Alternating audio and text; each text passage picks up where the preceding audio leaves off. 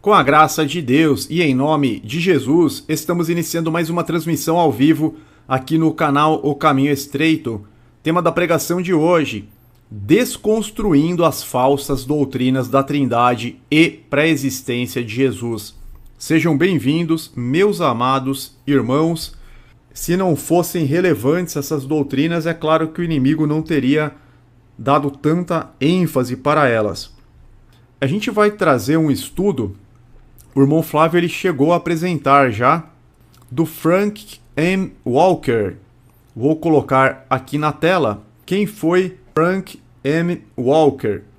Ele foi um ancião, um presbítero da Igreja de Deus em Meridian, estado de Idaho, Estados Unidos. Então vamos colocar aqui, ele faleceu em 1997 com 95 anos de idade. Teve um ministério em torno de 73 anos de ministério, um ministério excepcional, muito longo, né? Mais de 7 décadas pregando o verdadeiro evangelho, a verdadeira doutrina.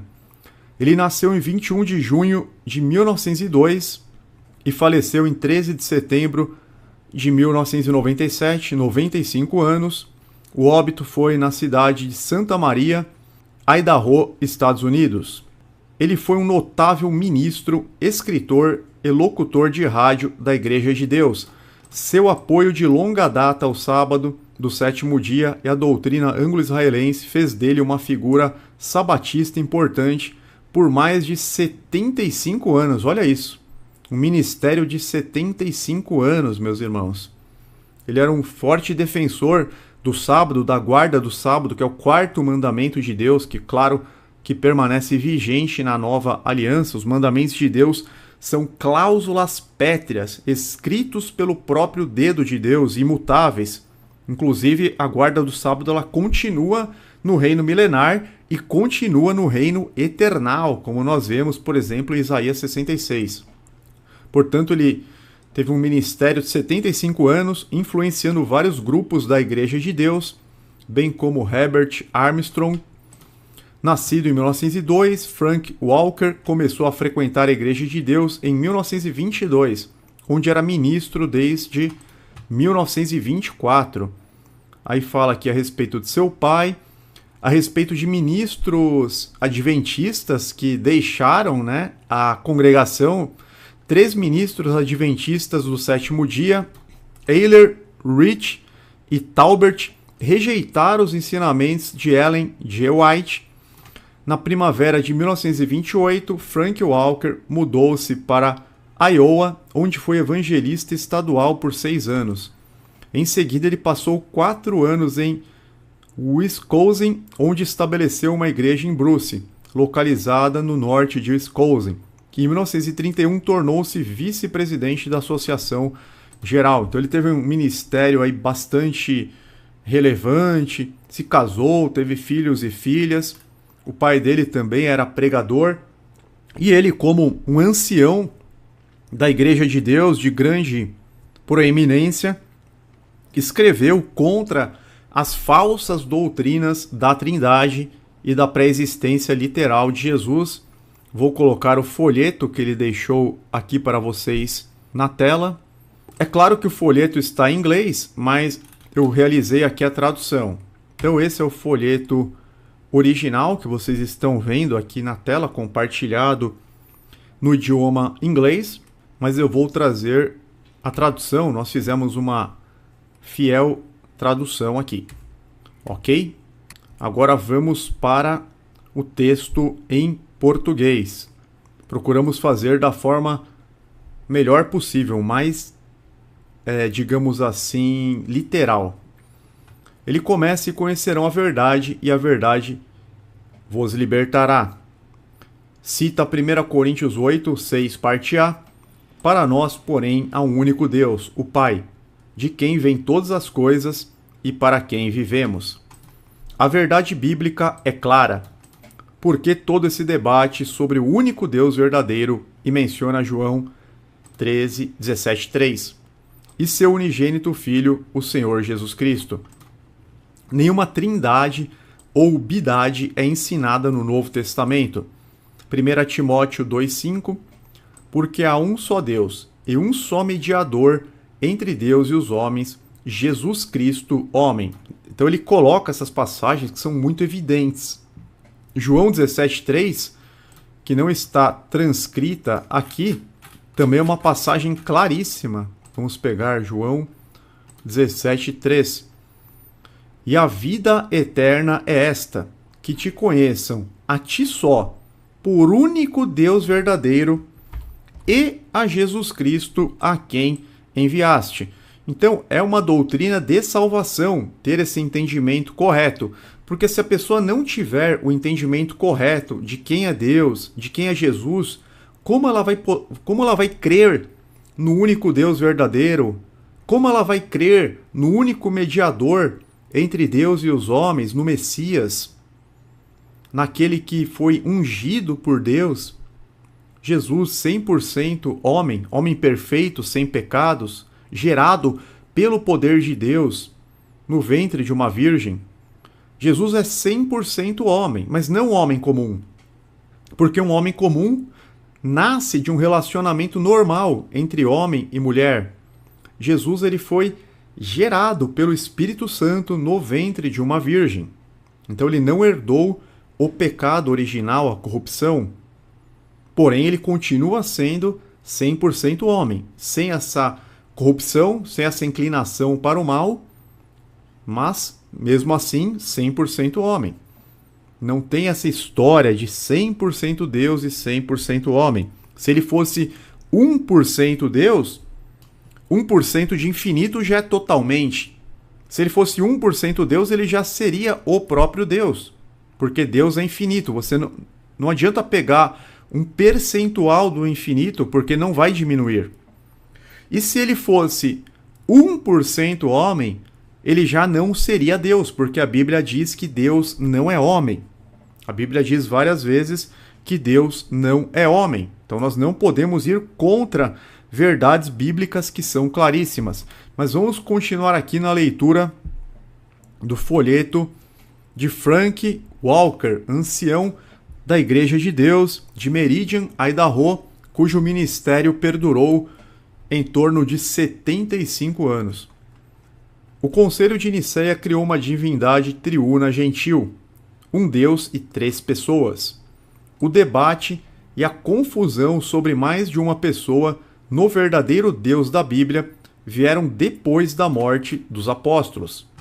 Jesus e todos os escritores do Novo Testamento ensinaram e identificaram o Pai Celestial como o único Deus verdadeiro.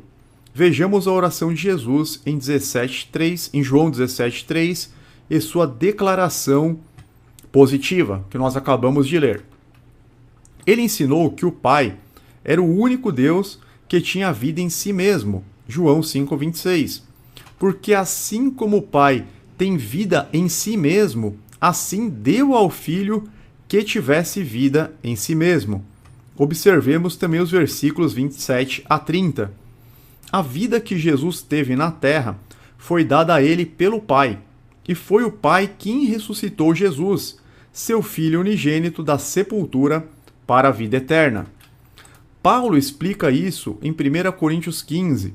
Ele fala aqui os versículos: este é o centro do Evangelho, que nossa esperança está na ressurreição de Jesus, do mortal para a imortalidade.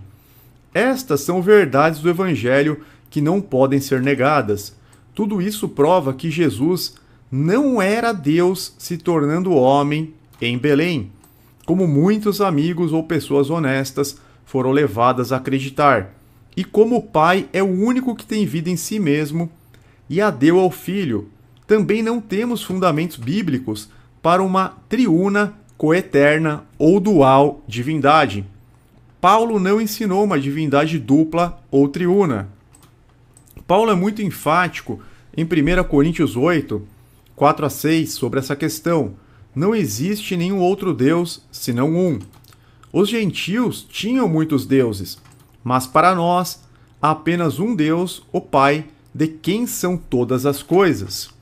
Novamente, em 1 Timóteo 2,5 lemos: porque há um só Deus e um só mediador entre Deus e os homens, o homem, Cristo Jesus. A Bíblia, ela é muito enfática, meus irmãos, em chamar Jesus ressurreto de homem. O problema da pré-existência é que cada seita interpreta de uma forma. Já que não está na Bíblia, então, por exemplo, a seita dos Testemunhas de Jeová, eles falam que Jesus era o arcanjo Miguel, mas sem nenhum fundamento. Tanto que existe uma revista antiga, Sentinela, na qual eles, inclusive, combatiam essa falsa doutrina. Depois eles mudaram para defender o engano. Se você pega outras seitas, até mesmo dissidentes da Igreja de Deus, cada um vai falar uma coisa. Não, Jesus era... O que era Jesus, então, antes de nascer? Qual era o cargo que ele ocupava no céu? Qual que era a função dele? Porque a Bíblia fala que ele foi feito um pouco menor do que os anjos. Então, se ele era pré-existente, ele seria menor do que todos os anjos, ele não teria acesso ao lugar santíssimo. Outras seitas, como o catolicismo, por exemplo, falam que ele era o próprio Deus. Mas se ele era o próprio Deus, como que agora ele está à direita de Deus e os apóstolos chamam Jesus ressurreto de homem? Então não tem como você conciliar que Jesus já era o próprio Deus e agora voltou como homem. Jesus ressurreto volta como homem. Também não tem como conciliar, é impossível. A Bíblia também fala que Deus não deu essa função, ele jamais chamou de filho um anjo. Tu és meu filho, eu hoje te gerei, que ele nunca falou isso para um anjo. Então é impossível, é completamente biblicamente impossível que ele tenha sido um anjo. A carta aos Hebreus fala exatamente, a qual, Hebreus 1,13, a qual dos anjos alguma vez disse: senta-te à minha direita, até que eu faça dos teus inimigos um estrado para os teus pés. Os anjos não são todos eles, todos eles, espíritos ministradores enviados para servir aqueles que hão de herdar a salvação? Então, a Bíblia está falando claramente que Deus nunca falou para um anjo aquilo que ele disse para o Messias, para Jesus. Está descartado que ele poderia ser um anjo. Todas as seitas que cogitam essa possibilidade estão dando murro em ponta de faca. Estão indo contra determinações, princípios, passagens expressas das Sagradas Escrituras do Novo Testamento. Hebreus continua falando, capítulo 2, sobre isso. Então não tem como. Não tem como falar que ele era o próprio Deus se ele volta como homem.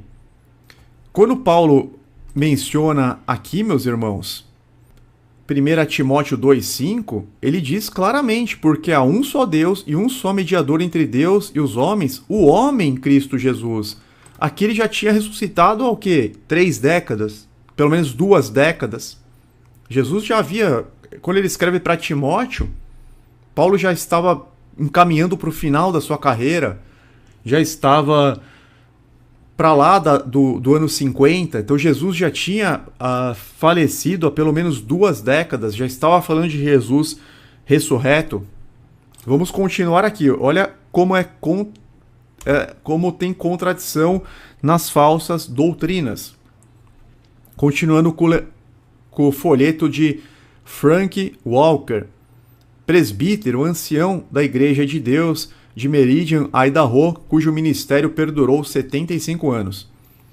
Desde que nosso Salvador foi para o céu e é o nosso mediador, Paulo ainda o chama de o homem e não de o Deus. Tá vendo?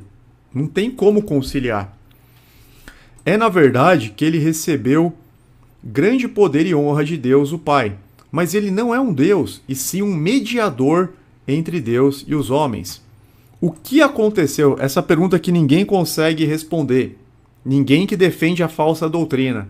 O que aconteceu ao seu lugar pré-existente como Deus, se ele realmente foi um Deus feito homem? O que aconteceu se isso aconteceu? Não tem resposta. Irmãos, levo muito a sério esse assunto. Estamos criando ou criamos outro Deus que a Bíblia não ensina? Lembremo-nos que Israel tinha somente um Deus, o Pai. Com isto, Jesus concorda em todos os sentidos. Tudo o que ele tinha veio do Pai. E na carta à igreja de Éfeso, Paulo afirma: um só Deus e Pai de todos, o qual é sobre todos e por todos e em todos vós. Efésios 4:6. Um só Deus e Pai de todos, o qual é sobre todos e por todos e em todos vós. Paulo, em Atenas, ensinou que este único Deus, aquele que fez o mundo e todas as coisas que nele há, que está lá em Atos 17, então, falando da ressurreição e do julgamento no versículo 31, lemos: porque ele designou um dia no qual julgará o mundo em justiça. Como ele julgará? Por meio daquele homem a quem ele ordenou. Que garantia Deus deu? Ele nos deu segurança a todos os homens de que ele, Deus, o levantou, Jesus, dos mortos. A Bíblia é clara que Deus ele atribui o julgamento a Jesus. Isso tem, por exemplo, em João, capítulo 5. Além disso, o Pai a ninguém julga, mas confiou todo o julgamento ao Filho. Olha que maravilha. Para que todos honrem ao Filho como honram ao Pai. Ou seja, não é a mesma pessoa, meus irmãos. Não é a mesma pessoa. No versículo 27 de João 5, e deu-lhe autoridade para julgar, porque é filho do homem. Então Deus delegou a atribuição do julgamento para o nosso Senhor Jesus. E tem outras passagens que falam a respeito disso. Não é apenas aqui em João capítulo 5, mas vamos seguir na leitura do folheto. Em Romanos 1, versículos 13 e 4, mais nos é dado acerca de seu filho, que como homem era descendente de Davi, e que mediante o Espírito de Santidade foi declarado Filho de Deus com poder, pela ressurreição dentre os mortos, Jesus Cristo nosso Senhor.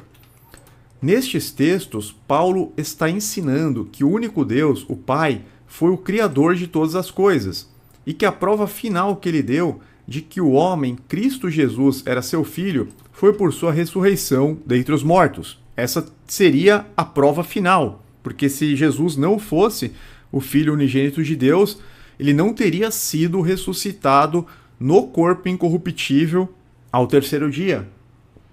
Disso, tudo testemunham os apóstolos. Só um Deus nas Escrituras do Antigo Testamento, é assim que o Antigo Testamento diz. É fato notório, tanto pelas Escrituras quanto pela história, que Israel tinha apenas uma pessoa como Deus. Não há espaço para interpretações. Com o primeiro e grande mandamento em Deuteronômio 6, 4 e 5, o prefácio no versículo 4, ouça, ó Israel, o Senhor, o nosso Deus, é o único Senhor. Jesus usou esse prefácio em Marcos 12, 29 e 30. Esse aqui é o Shema, que os israelitas recitavam todos os dias. Ouça, ó Israel, o Senhor, o nosso Deus, é o único Senhor. É claro que os judeus eles não aceitam esse falso Jesus romano, que é um Deus Filho, membro de uma trindade. Isso afasta, inclusive, os judeus da conversão. Ele sabia que seu pai era o único Deus verdadeiro. João 17, 3.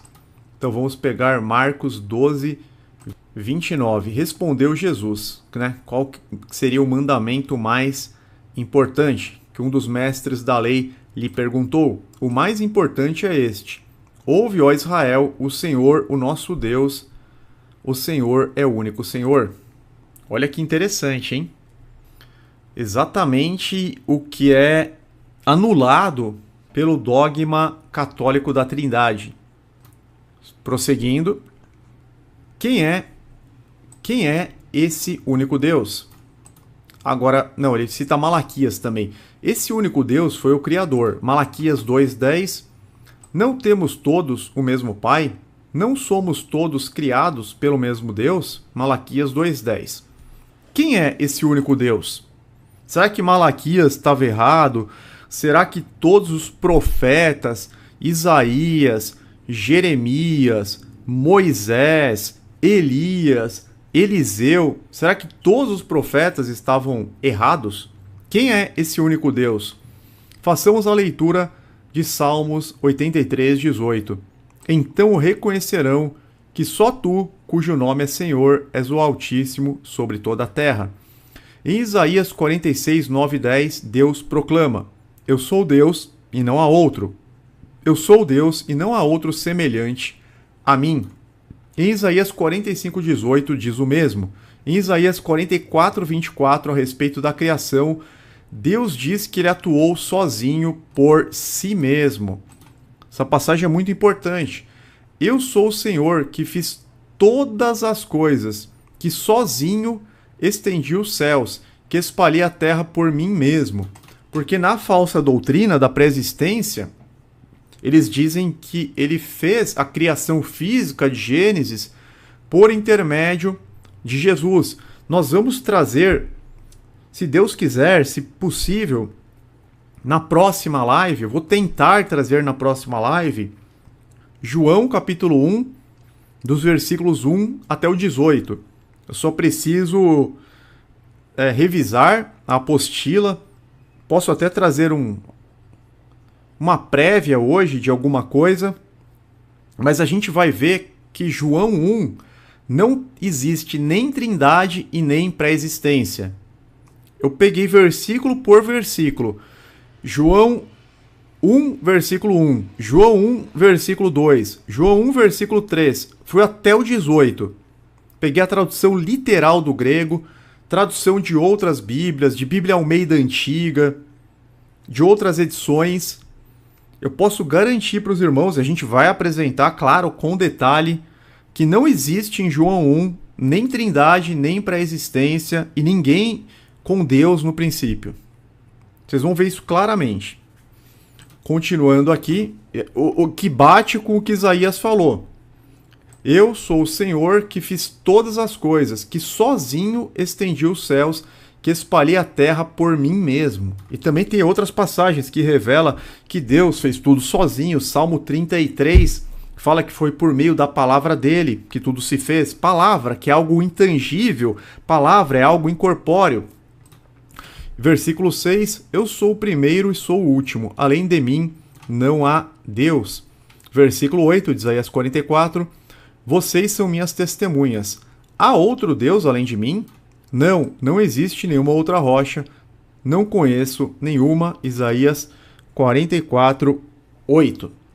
Se Yahvé não conhecia outro Deus, compartilhando poder com ele, onde está o evangelho que ensina que ele tinha um ou dois mais com ele na criação, compartilhando o poder?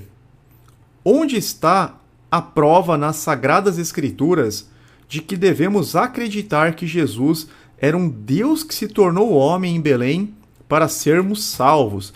Imagina o seguinte, meus irmãos, o plano da salvação ele seria um teatro. Porque imagina o próprio Deus sendo tentado por uma criatura, por Satanás, sendo que a Bíblia diz que Deus não pode ser tentado pelo mal. Não teria credibilidade. Pensem bem. A Bíblia diz claramente, se eu não me engano, na carta para Tiago, Tiago escreve que Deus não tenta ninguém e que Deus não pode ser tentado pelo mal. Então, se Jesus fosse Deus, ele estaria fazendo um teatro lá no deserto, sendo tentado por Satanás. Por uma criatura dele, imagina que cena seria ridículo. Imagina uma criatura dele oferecendo os reinos da terra.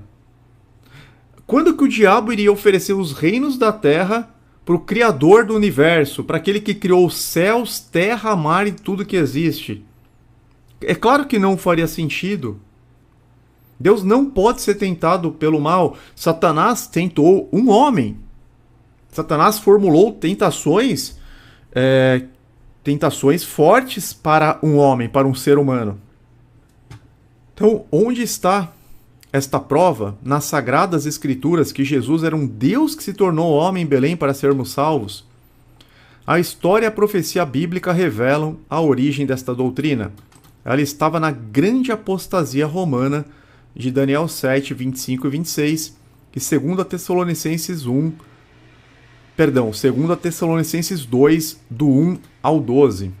Daniel, ele fala a respeito do surgimento, né, do anticristo, que deturparia a doutrina, que antes viria a apostasia. A apostasia ela vem lá em 325, a partir do concílio de Nicéia, e o papado, o anticristo, ele vai criando cada vez mais falsas doutrinas. O conselho, aqui está conselho, né, que foi a tradução literal, mas é o concílio de Nicéia, 325 depois de Cristo, criou uma divindade triuna gentil. Na verdade, assim, ele preparou o terreno para a Trindade.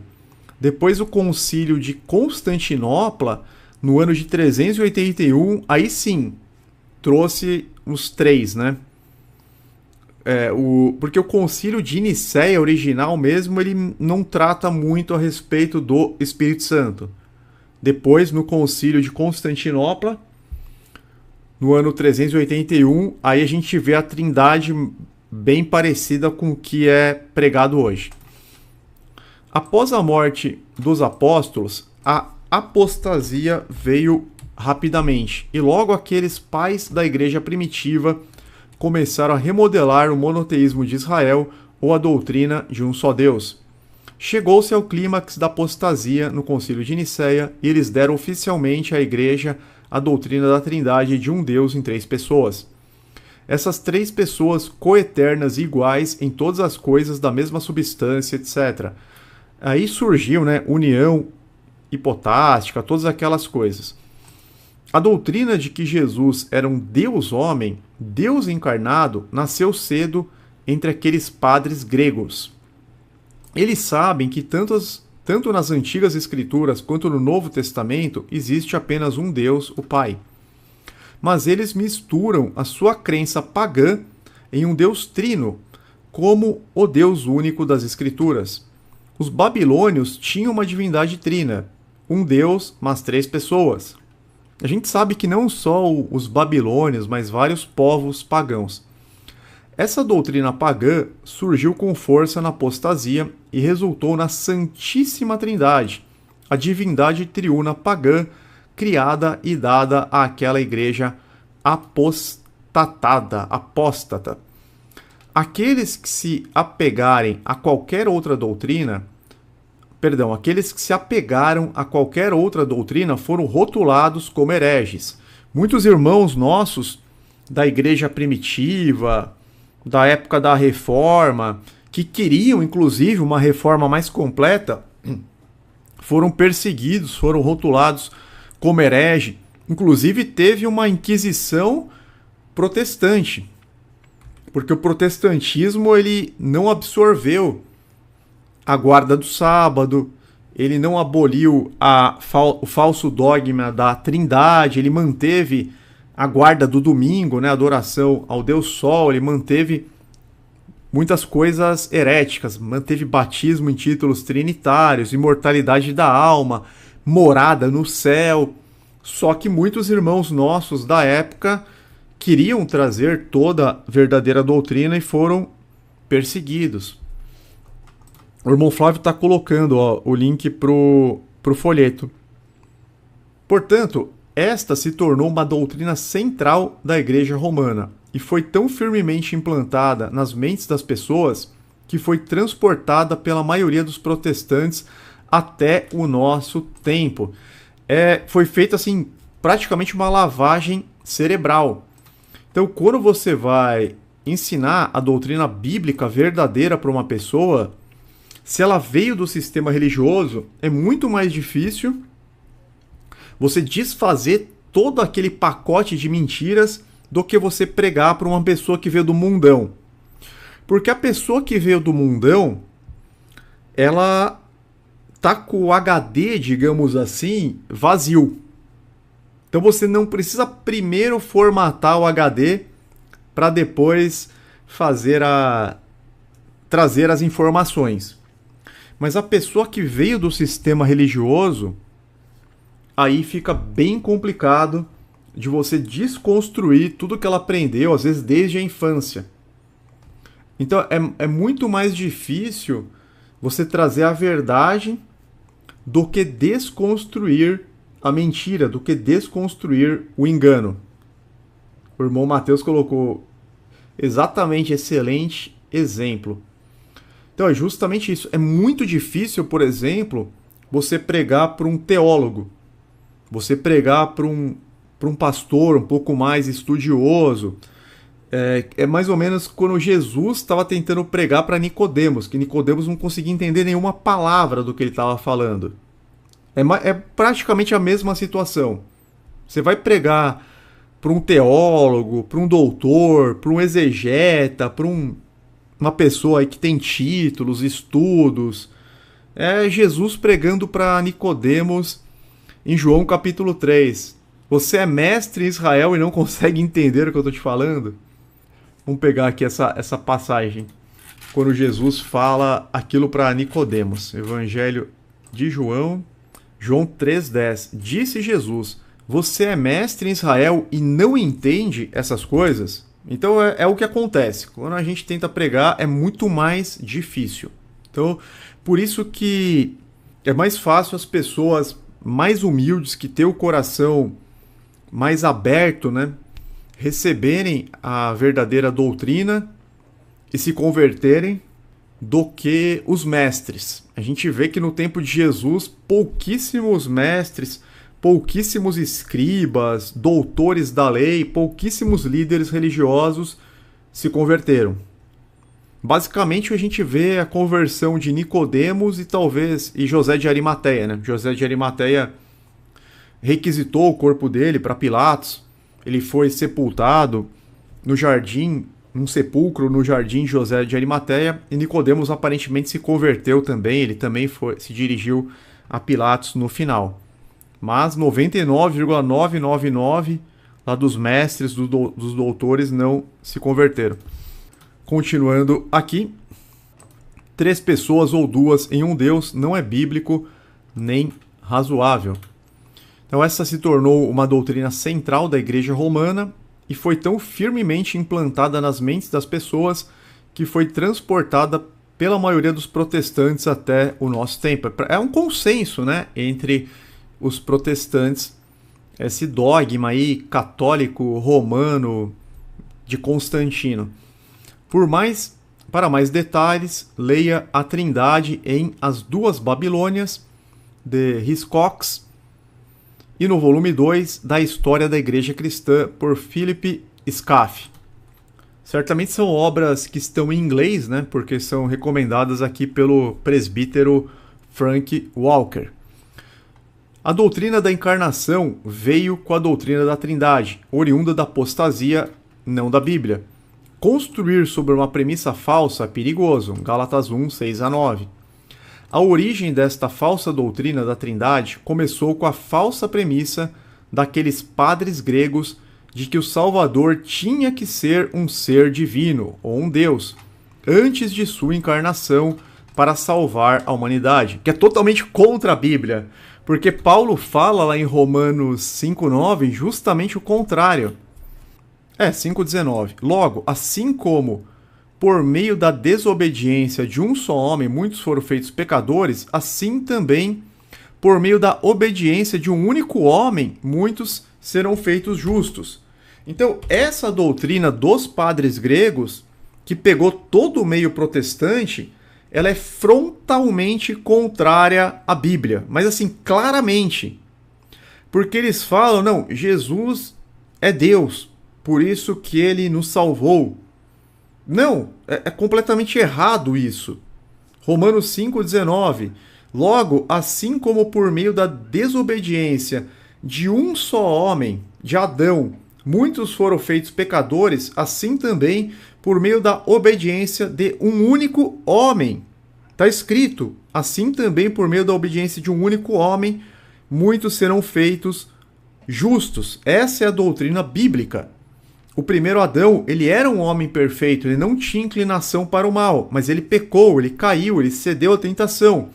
O segundo Adão, também homem perfeito, gerado diretamente pelo poder de Deus no ventre de uma virgem, sem corrupção, sem a herança do pecado original, ele se manteve puro, santo, perfeito, obediente até a morte e morte de cruz. Por isso que ele pôde nos justificar, porque a justiça dele é imputada a nós se nós crermos nele. Mas se você crê erradamente que ele é Deus, então você não está dentro, você não entendeu nada do plano da salvação. Se a pessoa crê em trindade e pré-existência, ela não entendeu absolutamente nada da Bíblia ainda. Ela está na Grécia, ela está em Atenas, ela está em Roma, ela está em outro plano, assim, que não tem nada a ver com o que a Bíblia, com o que a Escritura nos traz. Ela está nesse plano ainda de deuses, de trindade, de era um ser pré-existente. Que ser que era? A Bíblia fala que não podia ser anjo, porque Deus nunca falou tais promessas para um anjo. Não poderia ser o próprio Deus, porque Paulo chama, os apóstolos chamam Jesus ressurreto de homem. Então, o que era na pré-existência? Se ele foi feito menor do que os anjos, o que era? Não tem resposta. Não tem resposta para a falsa doutrina. Continuando. Está terminando aqui o folheto do Frank Walker. E a interpretação deles, em João 1, do 1 ao 3, deu um poderoso impulso à especulação cristã, conforme registrado pela história de Scaff acima. Irmãos, temos muitas pessoas honestas construindo hoje sobre esta mesma falsa premissa, não sabendo que isto é uma transferência da apostasia romana, o mesmo que a santidade do domingo e tanto da Páscoa como do Natal, etc. Realmente, as falsas doutrinas, elas são muitas. Você tem guarda do domingo, imortalidade da alma, morada no céu, comemoração de Natal, de Páscoa, dessas festas pagãs, trindade, pré-existência. É um pacote romano, onde em todas as Sagradas Escrituras existe uma afirmação que diz ou indica que somente um Deus encarnado ou um Deus se tornando homem em Belém poderia salvar os homens caídos. Realmente, não tem nenhuma passagem que fala isso. Nenhuma, nem no Antigo nem no Novo Testamento. Mais uma vez pergunto, onde? Pelo homem veio a morte, pelo homem Jesus veio também a ressurreição dos mortos. Aqui ele cita 1 Coríntios 15, do 10 ao 23. Também é outra passagem que diz, a semelhança de Romanos 5, 19, que por um homem veio a morte e que também por outro homem veio a ressurreição dos mortos. O primeiro Adão não era um Deus, nem o segundo Adão. O registro que Deus deu de seu Filho, 1 João 5, 10 a 12, ensina que Jesus seria e é o Filho unigênito de Deus. Tanto as profecias quanto os registros do Novo Testamento confirmam esse fato. Jesus é o único Filho que Deus gerou. Que ele gerou diretamente é o único mesmo. Nós fomos adotados como filhos.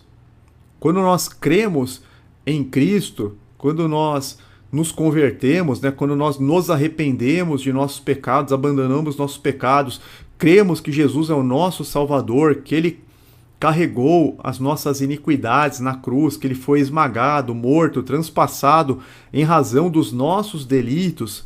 Quando nós cremos verdadeiramente no plano da salvação, que Deus os ressuscitou dentre os mortos no terceiro dia, passamos a segui-lo, o que acontece? Nós somos adotados como filhos de Deus, de modo que ele é o nosso irmão mais velho, de modo que ele é o primogênito dentre muitos irmãos. O escritor de Hebreus fala que ele é o primogênito dentre muitos irmãos. Mas ele é o único. Por que ele é o filho unigênito de Deus? Porque Jesus é o único que Deus gerou diretamente pelo seu poder. O nascimento dele foi pela vontade e pelo poder de Deus. O nosso não, o nosso foi em razão de nossos pais. Por isso que quando nós nascemos como criaturas. Ninguém nasce como filho de Deus. A gente se tornou filho de Deus pelos méritos de Jesus quando nós nos convertemos e fomos adotados. Mas Jesus é o único filho que Deus gerou diretamente. Foi previsto em Isaías 7,14 e cumprido em seu filho nascido em Belém, como todos os estudantes da Bíblia sabem. Ele veio por ter sido gerado e mediante nascimento, não por encarnação. Não existe isso de encarnação. Não são as mesmas coisas. Jesus nasceu. Isaías profetizou que ele nasceria. Um menino nos nasceu. Foi profetizado o nascimento dele. O primeiro Adão veio pela criação. Deus formou o primeiro Adão do pó da terra, do barro. O segundo Adão veio por geração no ventre de uma virgem e nasceu homem, o Filho de Deus por geração. Isso tudo impossibilita qualquer pré-existência, como Deus ou anjo. A Bíblia, ela proíbe, né? Que ele tenha sido Deus e agora é homem, e proíbe que ele tenha sido anjo, como a gente vê na carta aos Hebreus. Concluindo, posso dizer gentilmente, não apliquemos mal João 1, 1 a 3, como se fosse um fato estabelecido que a palavra era Deus, seria outra pessoa junto ao Pai. João não estava inferindo outro Deus, além do único Deus verdadeiro, que Jesus nos ensinou. Você não pode provar uma verdade por inferência ou especulação. Isso está escrito com amor. Irmãos, por favor, estudem esse assunto em oração. Todas as perguntas são bem-vindas. Deus abençoe todos vocês. Frank M. Walker. Até aqui o folheto do nosso irmão, que já se foi, que está aguardando a ressurreição dos justos. A gente vai continuar aqui na live trazendo mais elementos. Eu só peço para os irmãos não esquecerem de deixar o like, em torno de 140 pessoas conosco.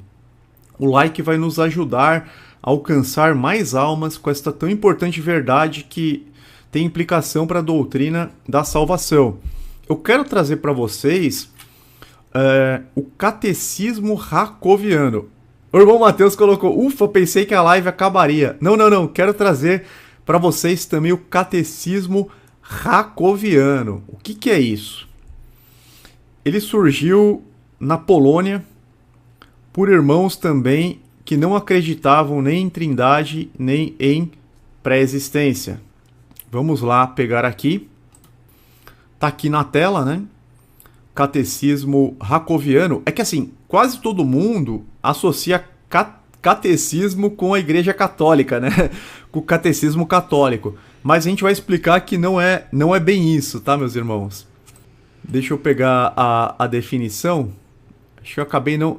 Eu fiz um folheto aqui, mas vamos lá. E eu traduzi também o resumo do Catecismo Jacobiano. Origens e resumo. Então, o resumo tá aqui na tela. Esse resumo, ele tem apenas 5 páginas. Mas se você for atrás do livro mesmo, acho que vende na Amazon. Aí tem mais de 500 páginas. Catecismo Jacobiano com notas e ilustrações traduzido do latim.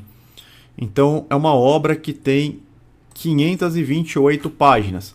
Mas não é necessário adquirir, e também nem todos os pontos de fé deles estão corretos, né? Eles não defendiam a guarda do sábado, então não são todos os pontos de fé corretos. Mas é interessante que a cristologia é muito semelhante com o que é pregado na Igreja de Deus.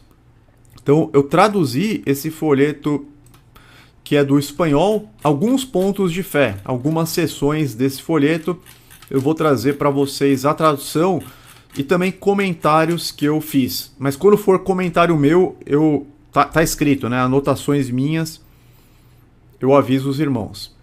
Então, o catecismo do latim tardio, catequismos, por sua vez originado do termo grego catechismos, derivado do verbo katecheu. Então, derivado do verbo grego katecheu. Significa instruir a viva voz. O significado literal de catecismo é instruir a viva voz. Mas basicamente significa informar, instruir e ensinar a viva voz. Então não existe só catecismo católico, tá? O que é o catecismo racoviano? O catecismo racoviano é uma declaração de fé não trinitária publicada em 1605. O título racoviano vem dos editores, os irmãos poloneses que fundaram uma cidade considerável em Rakov, onde a Academia Racoviana e a imprensa foram fundadas em 1602. Basicamente, se trata de um texto publicado pela Igreja Protestante Polonesa antitrinitária e anticalvinista do século XVI. Olha que maravilha, hein? Essa igreja protestante, ela foi além dos reformadores. Eles não acertaram em tudo, mas eles acertaram mais do que os reformadores. Eles tinham uma questão com relação ao pecado original. Eu acho que eles quiseram se contrapor muito a Agostinho de Hipona, e acabaram errando aí nessa questão do pecado original e do sábado. Mas a cristologia deles era bem avançada. Então é um texto publicado pela Igreja Protestante Polonesa, que era antitrinitária e anticalvinista do século XVI. Nós vamos fazer mais vídeos também contra o calvinismo. Os irmãos poloneses, ou Ecclesia Minor, eram uma minoria antitrinitária da Igreja Reformada na Polônia, que se separou da maioria calvinista, ou Ecclesia Major, em 1565. Nós sempre somos minoria, né? Nós somos minoria porque somos antitrinitários, eles também, né? Vários autores participaram da redação do catecismo. Tem aqui os nomes dos autores. É provável que parte do texto tenha sido preparado pelo exilado italiano Fausto Socino, que se estabeleceu entre os irmãos poloneses em 1579, sem nunca se juntar formalmente, e que morreu no ano anterior à elaboração do catecismo. Então, esse catecismo racoviano ele foi publicado em 1605. Fausto Socino ele faleceu em 1604. E por que ele nunca se juntou formalmente a essa igreja? Porque ele já era batizado e ele recusou ser batizado novamente. Tem uma irmã que colocou uma tradução bem assim distorcida aqui, né? Aquele que a palavra tornou-se carne e viveu entre nós. Esse que é o problema de não estudar. A pessoa ela só receber aquilo que foi transmitido, mas sem estudar, sem se aprofundar. Porque não existe nenhum texto na Bíblia escrito aquele que a palavra tornou-se carne. Isso é uma tradução equivocada do grego. A gente vai trazer, se possível na próxima live, os 18 primeiros versículos de João 1 com a tradução correta. Inclusive, olha que interessante. Nem o padre Almeida, só uma prévia aqui para vocês. Vou até dar uma prévia da Bíblia de Tyndale e uma Bíblia Almeida antiga. Olha que interessante essa Bíblia Almeida aqui. No princípio, tá na tela para vocês, ó. O Santo Evangelho segundo São João. Padre Almeida, hein? Ele nunca escreveu o verbo. Isso foi colocado depois, ó. No princípio era a palavra, e a palavra estava junto de Deus, e a palavra era Deus. Esta, no feminino, ó, esta estava no princípio junto de Deus. Por esta foram feitas todas as coisas, e sem ela, ó, eu vou ampliar aqui. E sem ela, você não fez coisa nenhuma do que foi feito. Está num português arcaico, antigo. Nela estava a vida, e a vida era a luz dos homens. De quando que essa Bíblia? É de 1800 e... Deixa eu pegar aqui. Cadê a data? Aqui, olha. Bíblia Sagrada, o Velho e o Novo Testamento, traduzida em português pelo padre João Ferreira de Almeida, ministro pregador do Sancto Evangelho, Nova York, Sociedade Americana da Bíblia, 1848. Tá muito mais perto do original do que as traduções que nós temos hoje. Olha que interessante.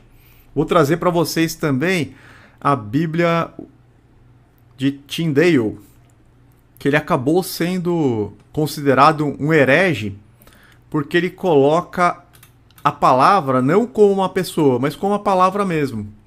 Tá um inglês, arcaico aqui. Nesse inglês mais arcaico, eles costumavam colocar a letra E no final de algumas palavras que depois, pouco tempo depois, a partir do ano 1600 e pouco, já não se usava mais. Olha lá, a Bíblia a tradução de Tyndale. In the beginning was that word. No princípio era aquela palavra. And that word was with God.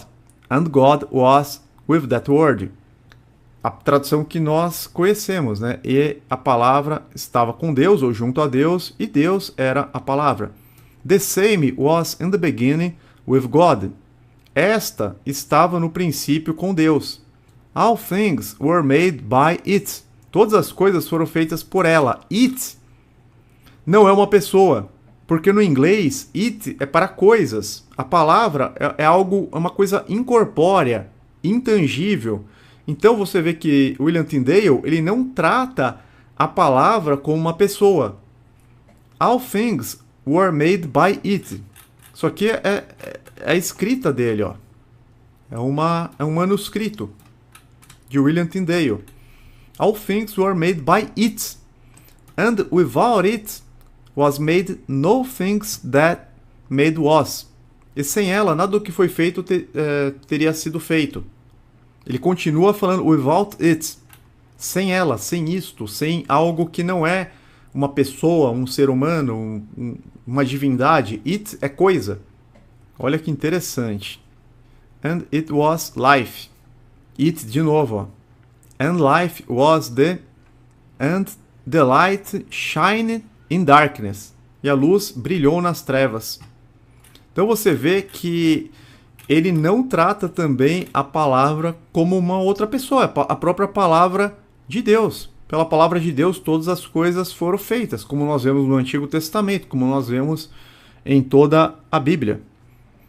Mas vamos voltar aqui para o catecismo Jacobiano. O estudo de João a gente vai trazer numa próxima oportunidade bem completo. O ano da Bíblia de Tyndale, deixa eu pegar aqui. Não, a Bíblia de Tyndale foi traduzida por William Tyndale nos anos 1500. Ele foi martirizado na Bélgica em 1536. Então foi por volta de 1500 e alguma coisa. Ele foi martirizado em 1536. Mas ele não chegou a traduzir inteira. Ele não chegou a traduzir todos os livros, não deu tempo, né? Ele foi morto antes. Justamente por estar trazendo a verdade.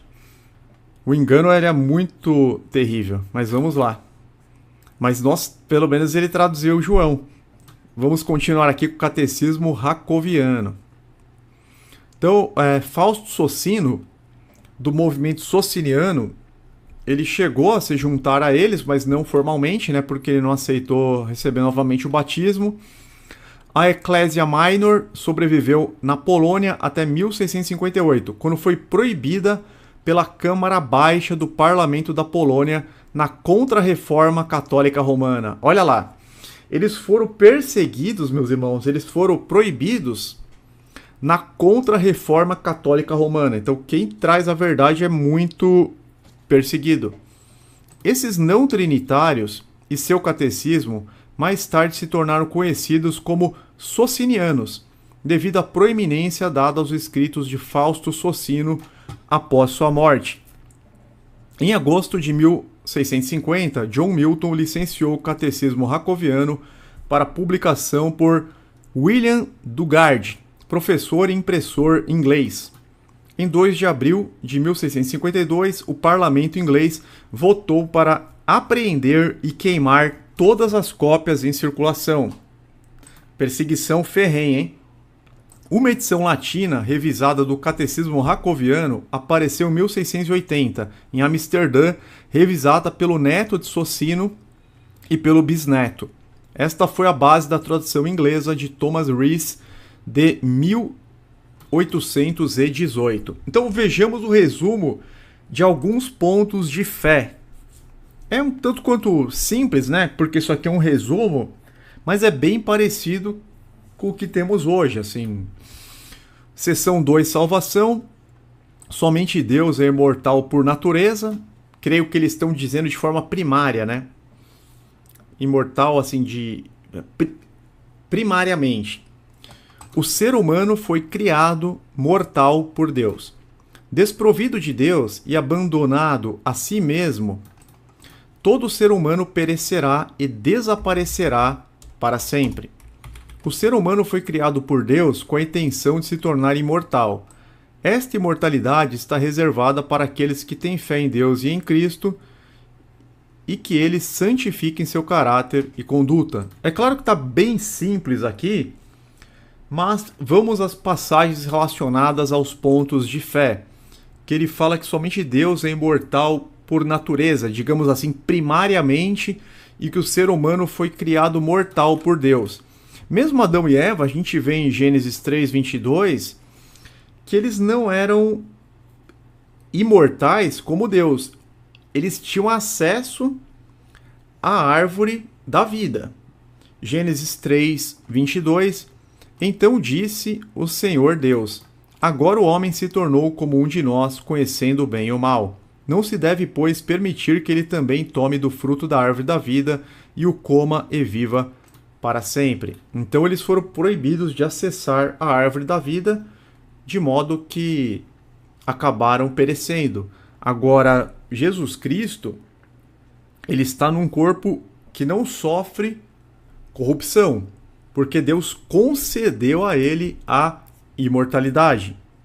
E nós, se formos salvos, também nos tornaremos imortais. Mas a alma, não é que a alma é imortal, é que nós podemos herdar, adquirir a imortalidade. Então o que eles estão querendo dizer aqui é que na forma primariamente, somente Deus é imortal. Tem até uma passagem, né, que fala que Deus concedeu a Jesus a imortalidade. E quando eles falam que desprovido de Deus e abandonado a si mesmo, todo ser humano perecerá e desaparecerá para sempre, isso é verdade, porque acabarão os pecadores não redimidos, impenitentes, eles acabarão sendo aniquilados no lago de fogo. Eles não vão perdurar para sempre. Depois de um período, eles acabarão sendo desfeitos. E a gente vê 2 Tessalonicenses 1, 8 e 9, ele punirá os que não conhecem a Deus e os que não obedecem ao Evangelho de nosso Senhor Jesus. Eles sofrerão a pena de destruição eterna, a separação da presença do Senhor e da majestade do seu poder. E nós temos também 1 Coríntios 15, 53, quando ele fala, né, o ser humano foi criado por Deus com a intenção de ser imortal. Esta imortalidade está reservada para aqueles que têm fé em Deus e em Cristo e que se santificam. É basicamente aqui 1 Coríntios 15, 53, pois é necessário que aquilo que é corruptível se revista de incorruptibilidade e aquilo que é mortal se revista de imortalidade. Então a alma, ela não é primariamente imortal, como é pregado aí no sistema religioso, porque aqueles que forem condenados, depois de um período de sofrimento, eles sofrerão a segunda morte. O lago de fogo é a segunda morte. Deixarão de existir depois de um período de sofrimento. Seção 3 do Catecismo Jacobiano, o conhecimento de Deus. Também é bem simples aqui. Deus é autoexistente, eterno, perfeitamente justo, sábio e poderoso. Deus é um, não é uma trindade de pessoas. Aqui eles acertaram em cheio. Jesus é chamado Deus por analogia, visto que sua autoridade lhe foi conferida pelo próprio Deus. Também concordo. Jesus, você pode dizer que Jesus é Deus como título, Elohim, um título. O Espírito Santo nada mais é que o poder de Deus em ação. Então, eu fiz aqui algumas anotações. Agora são escritos meus. Elohim no hebraico, ou Theos no grego, embora seja comumente aplicado ao único e verdadeiro Deus Todo-Poderoso, ocasionalmente aplica-se a juízes. Por exemplo, Êxodo 21:6, Êxodo 22:8. Líderes também, Salmos 82:6. Jesus cita esse salmo. Não está dito, vós sois deuses. Jesus cita esses salmos, essa passagem, Salmo 82:6, nos evangelhos. Também Elohim pode ser utilizado para guerreiros valentes. Ezequiel 32:21, para anjos. Gênesis 32:30, Salmos 97:7. Para Moisés, Moisés recebeu por 2 ocasiões o título de Elohim, de Deus, em Êxodo 4:16 e Êxodo 7:1. A casa de Davi, em Zacarias 12:8. E até mesmo a deuses estrangeiros. Isso tem várias passagens, coloquei duas aqui, 1 Samuel 5:7, 1 Reis 18:24, mas tem várias outras.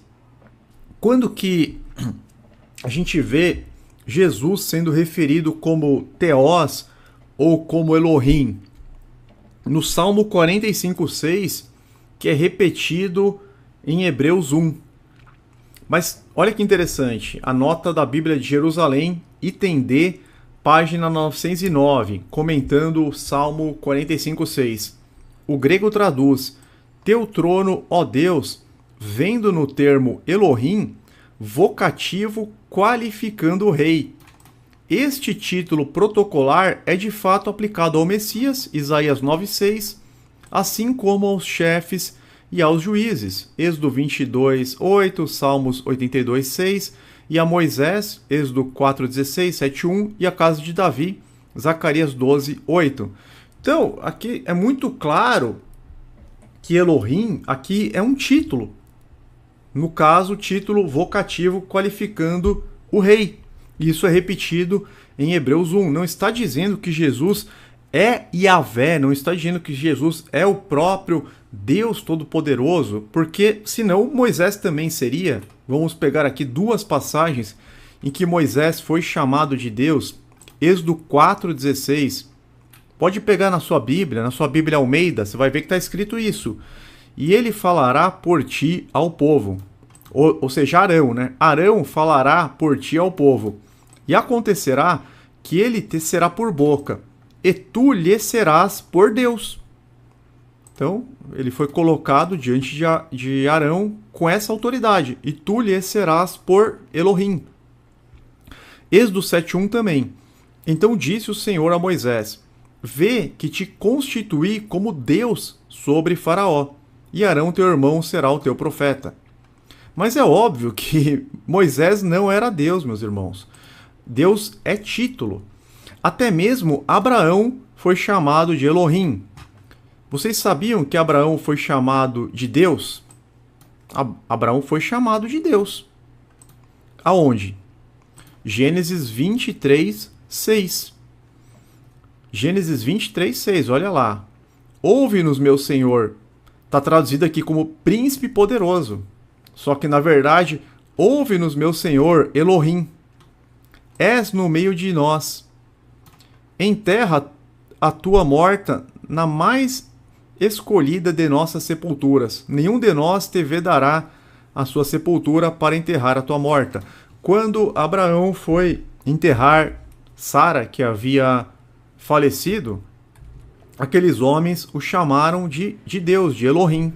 Então não apenas Moisés foi chamado, não apenas os juízes, não apenas líderes, autoridades, anjos, a casa de Davi, deuses estrangeiros, mas também Abraão. Isso não faz, obviamente, dele o próprio Deus, é óbvio.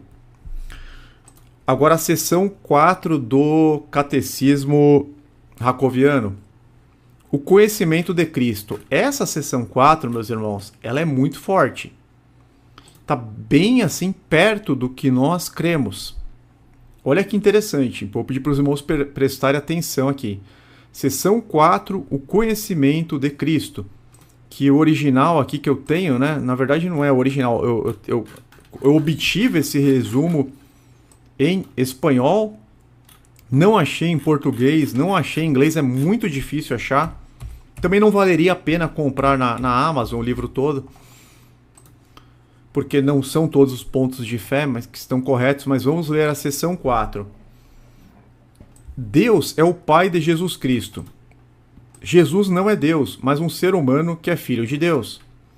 Jesus foi um homem mortal enquanto viveu no mundo.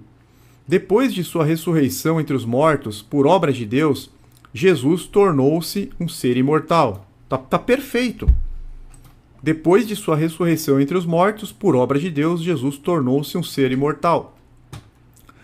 Embora Jesus fosse verdadeiramente humano, um descendente de Abraão e Davi, não era um homem comum, mas um filho de Deus concebido pelo Espírito Santo e nasceu de uma virgem. Perfeito também. Cristo não existia antes de seu nascimento humano. Olha isso. Vou pegar aqui no folheto para vocês, ó. Capítulo 4. Cristo não existia antes de seu nascimento humano. Eu não sei falar bem espanhol, falo um portunhol, né?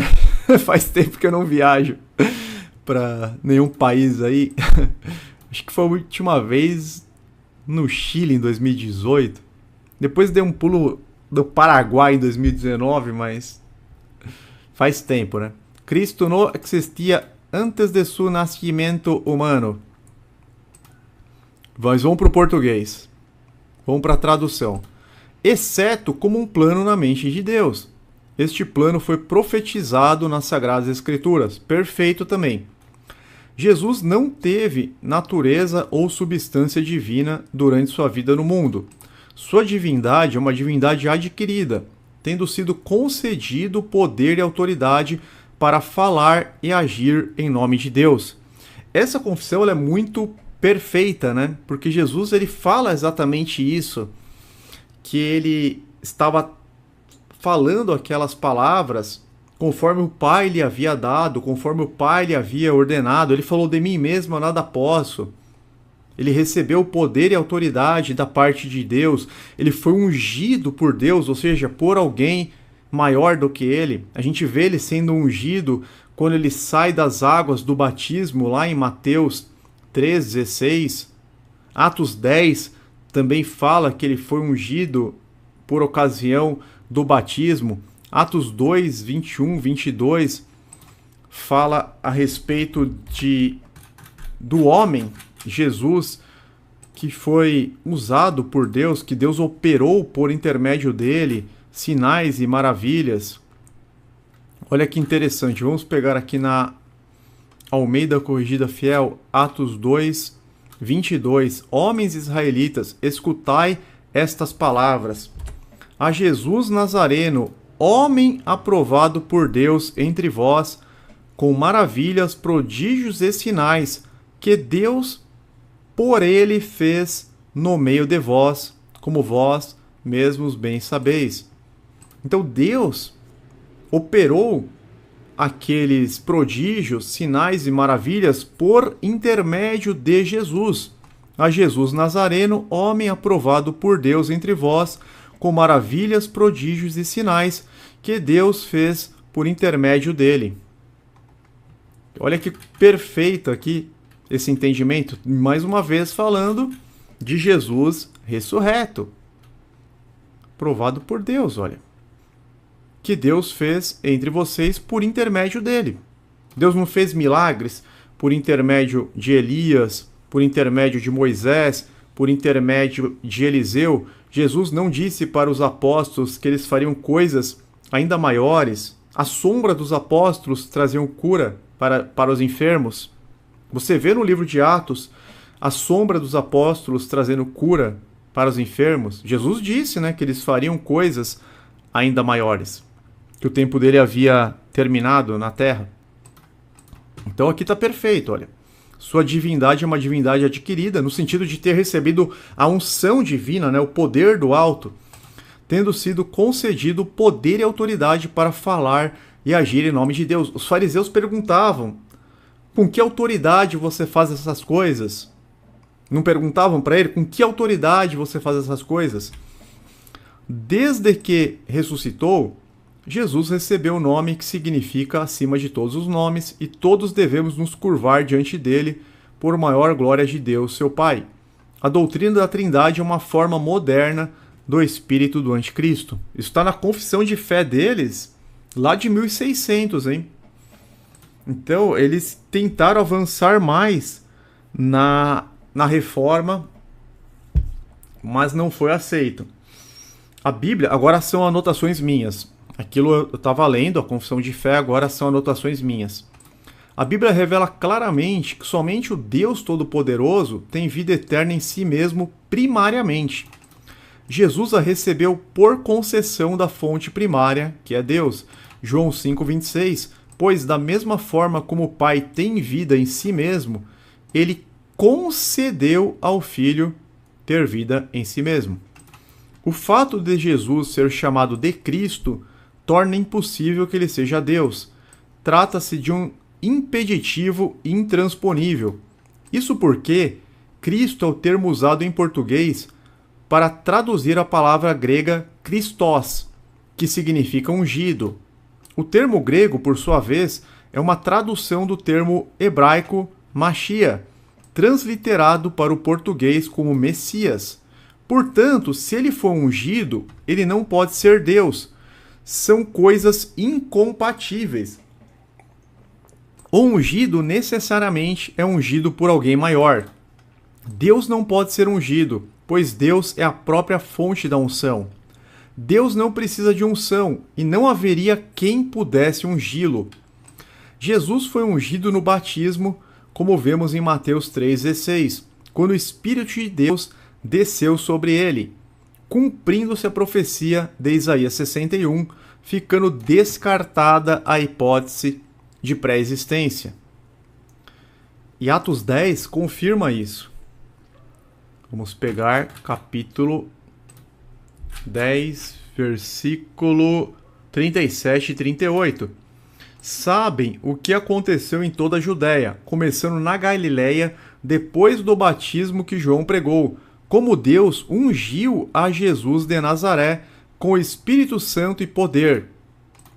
Então, a gente vê um homem perfeito sendo ungido por Deus depois do batismo de João com o Espírito Santo e poder.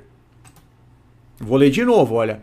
Sabe o que aconteceu em toda a Judéia, começando na Galiléia, depois do batismo que João pregou, como Deus ungiu a Jesus de Nazaré com o Espírito Santo e poder, e como ele andou por toda parte fazendo bem e curando todos os oprimidos pelo diabo, porque Deus estava com ele. Ou seja, ele recebeu a unção de alguém maior, de Deus Todo-Poderoso, que está no céu. Isso é muito claro. E ele foi ungido quando ele tinha 30 anos de idade, quando ele começou o ministério, depois do batismo de João. Está claro aqui, não tem dúvida. Pedro proclamou em Atos 4, 25 a 27. Tu falaste pelo Espírito Santo, por boca do teu servo, nosso pai Davi. Por que se enfurecem as nações e os povos conspiram em vão? Está falando do Salmo 2. Os reis da terra se levantam e os governantes se unem contra o Senhor e contra o seu ungido. De fato, Herodes e Pôncio Pilatos reuniram-se com os gentios e com os povos de Israel nesta cidade para conspirar contra o teu santo servo Jesus, a quem ungiste. Então Jesus, o santo servo de Deus, a quem Deus ungiu. E Atos 4,30, estende a tua mão para curar e realizar sinais e maravilhas por meio do nome do teu santo servo Jesus. Jesus, homem perfeito, estava cheio do Espírito de Deus, ou seja, altamente capacitado pelo Eterno, como Isaías havia profetizado, Isaías 42:1. Eis o meu servo a quem sustento, o meu escolhido em quem tenho prazer. Porém nele o meu espírito, ele trará justiça às nações. Porém nele o meu espírito. João 3,34 fala que Deus não dá o espírito por medidas, é muito claro. E seção 7, o real papel de Cristo, peguei o parágrafo 2. Cristo não ressuscitou a si mesmo, ele foi ressuscitado por Deus, foi verdadeiramente morto. Claro, Deus não pode morrer, mas Jesus era homem, ele podia morrer. Ele foi verdadeiramente morto. Ele foi ressuscitado em seu mesmo corpo, mas feito incorruptível e imortal pelo poder de Deus. A Bíblia confirma isso, Atos 2:32. Deus ressuscitou este Jesus e todos nós testemunhamos desse fato. Hebreus 13:20. O Deus da paz, que pelo sangue da aliança eterna trouxe de volta dentre os mortos a nosso Senhor Jesus, o grande pastor das ovelhas. Atos 3:26. Ressuscitando Deus a seu Filho Jesus, primeiro o enviou a vós, para que nisso vos abençoasse, no apartar a cada um de vós das vossas maldades. E também Atos 3:36. Tendo Deus ressuscitado o seu servo, enviou-o primeiramente a vocês para abençoá-los, convertendo cada um de vocês das suas maldades. Então é bem interessante aqui esse catecismo racoviano, porque na cristologia eles chegam bem próximo da verdadeira doutrina. E surgiu no meio deles, por influência de Fausto Socino, a doutrina sociniana, que é antitrinitária e considera que em Deus há uma única pessoa e que Jesus de Nazaré é um homem. Então essa aqui é a doutrina sociniana, que é antitrinitária. Também tem os cristadeufianos, que são do século XIX. Eu vou só ler para vocês sobre os cristadeufianos. Os cristadeufianos afirmam basear as suas crenças inteiramente na Bíblia e não aceitam outros textos como sendo inspirados por Deus. Acreditam que Deus é o Criador de todas as coisas e o Pai dos verdadeiros crentes. Deus e Jesus Cristo não são um ser, mas dois. Entendem que o Espírito Santo não é uma pessoa, mas sim o poder de Deus, usado na criação e para a salvação, tendo sido concedido a certos crentes para propósitos específicos em algumas épocas da história. Creem que Jesus é o prometido Messias, no qual as profecias e promessas do Antigo Testamento, particularmente aquelas feitas a Abraão e Davi, são cumpridas. Encaram-no como filho do homem, pois herdou a natureza de sua mãe e também filho de Deus, por virtude da sua concepção milagrosa pelo poder de Deus, conforme referido na Bíblia. Embora tentado, não cometeu pecados, tornando-se um perfeito sacrifício representativo para trazer salvação à humanidade pecadora. Conforme entende da Bíblia, Deus ressuscitou Jesus à imortalidade, tendo ascendido ao céu a morada de Deus. Os cristadeufianos acreditam que Jesus irá voltar à Terra em pessoa para estabelecer o reino de Deus, cumprindo assim as promessas feitas a Abraão e ao rei Davi. Creem que esse reino estará centrado em Israel, mas que Jesus reinará sobre todas as nações da terra, sendo Jerusalém a sua capital. Então, basicamente, é isso, meus irmãos. Mas é claro que nem todas as doutrinas deles estão corretas, mas a gente vê que a cristologia deles também é bem forte, né? Eles defendem batismo por imersão total na água, que é o correto. Os cristadeufianos ensinam que alguém só pode se tornar discípulo de Cristo por crer nos seus ensinos, por meio do arrependimento, através da imersão total em água. Para eles, o batismo não deve ser administrado a bebês, apenas aos que têm idade suficiente para perceber suas ações. Óbvio, né? A Bíblia fala que aquele que crer e for batizado será salvo. O bebê não tem como crer, não tem como entender. embora salvos pela fé na graça de Deus, a fé verdadeira manifesta-se em obras, assim espera-se que os crentes vivam uma vida consistente com o ensino da Bíblia, isso está certo também.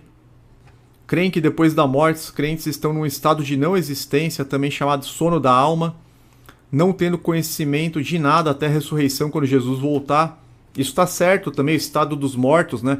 É um estado de total inconsciência, como se fosse um sono profundo, uma inconsciência absoluta. Depois dos julgamentos que forem aceitos, recebem o dom da imortalidade e vivem com Cristo na terra restaurada, ajudando a estabelecer o reino de Deus e a reinar sobre a população mortal durante o período de 1000 anos, também conhecido por milênio.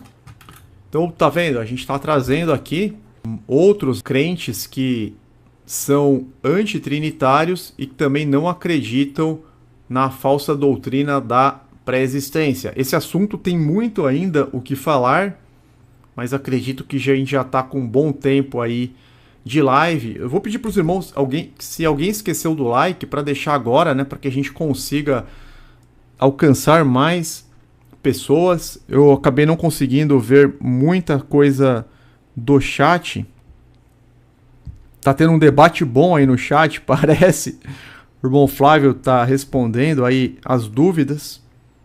Eu quero trazer para vocês o estudo de João, capítulo 1. Trazer mais algumas considerações sobre Colossenses 1. A gente atualizou a apostila, está na 4ª edição. A gente explica, né, principalmente os versículos 15, 16, 17, 18.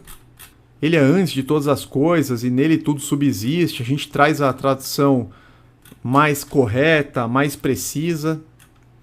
Na verdade, se você traduzir a parte A do verso 17 de Colossenses 1, Kai aftus estem pro panton, e ele está acima de tudo. Porque lá na igreja de Colosso estava tendo um problema que alguns crentes acabaram caindo numa doutrina herética de adoração dos anjos. A gente vê isso no capítulo 2. Então eles estavam tendo esse problema com essa heresia de adoração a anjos. E Paulo vai destacar que Jesus ele é superior, ele é acima dos anjos. Então, na verdade, no versículo 17, ele fala, ele está acima de tudo. Kai aftus estem pro panton. Quer ver? Eu vou pegar aqui o texto normal, o texto grego, receptus. Você coloca no Google Tradutor e ele está acima de tudo, não é antes de todas as coisas. Então tá aqui na tela para que vocês possam ver. E também, só mais uma questão a respeito desse versículo 17 de Colossenses 1, a tradução literal revela a superioridade de Jesus e não anterioridade no sentido físico cronológico.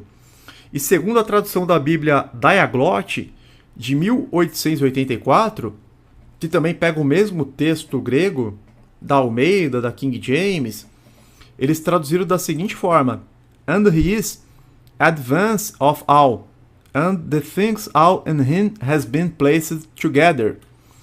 É uma tradução, essa Bíblia Diaglott, a gente já vai trazer em português, é uma tradução interlinear do Novo Testamento, com o texto original em grego e uma tradução palavra por palavra em inglês na coluna da esquerda. Eu tenho essa Bíblia inteira digitalizada, além de uma tradução completa na coluna da direita.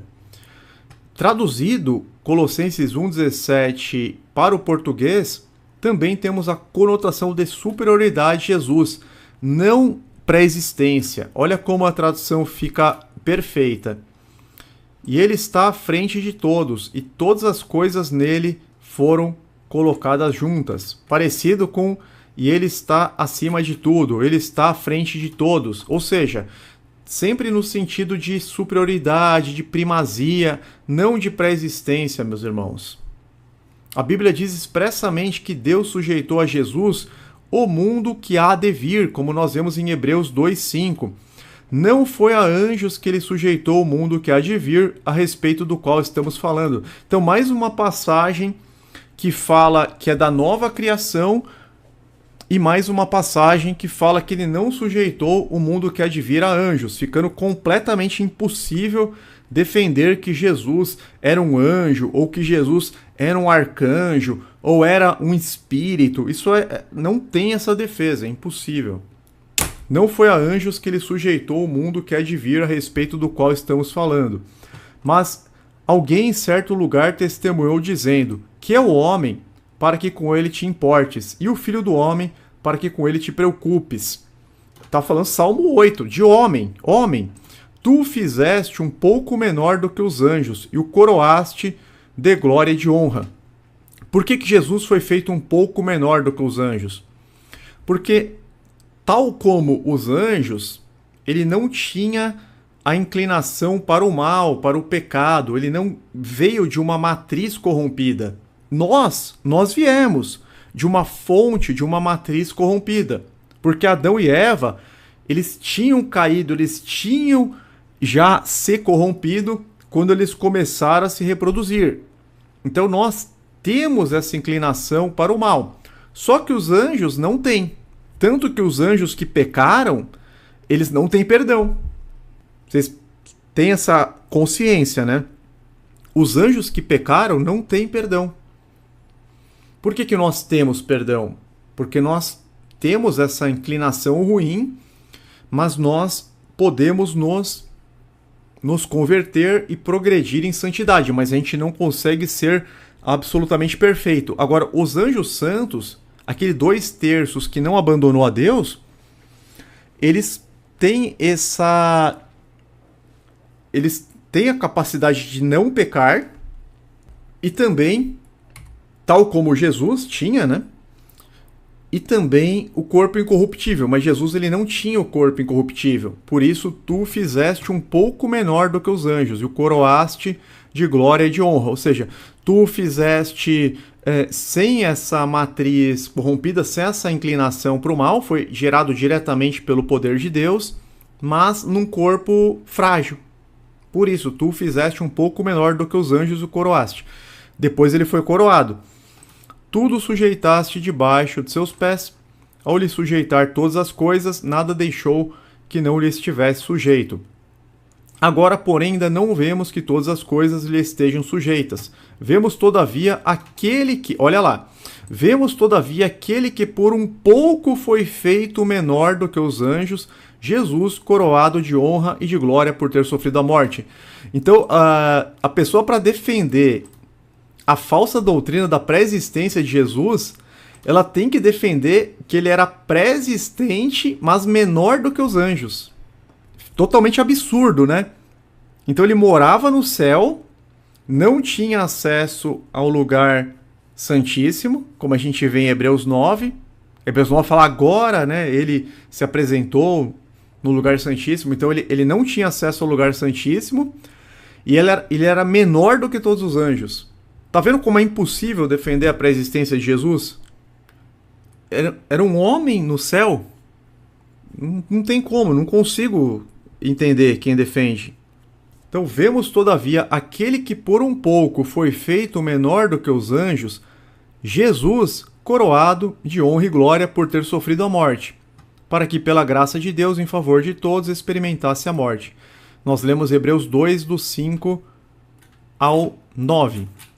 Vamos aqui para as considerações finais. Jesus não existia literalmente antes de seu nascimento, mas apenas nos planos de Deus, na presciência de Deus, desde a fundação do mundo. 1 Coríntios 15, 45 e 46. Assim está escrito: o primeiro homem, Adão, tornou-se ser vivente. O último Adão, espírito vivificante. Não foi o espiritual que veio antes, mas o natural. Depois dele, o espiritual. Então vamos lá. 1 Coríntios 15, 46, para vocês não errarem mais. Vou até colocar em amarelo aqui. Não foi o espiritual que veio antes, mas o natural. Depois dele, o espiritual. Mais um versículo que destrói a possibilidade de pré-existência. Destrói completamente.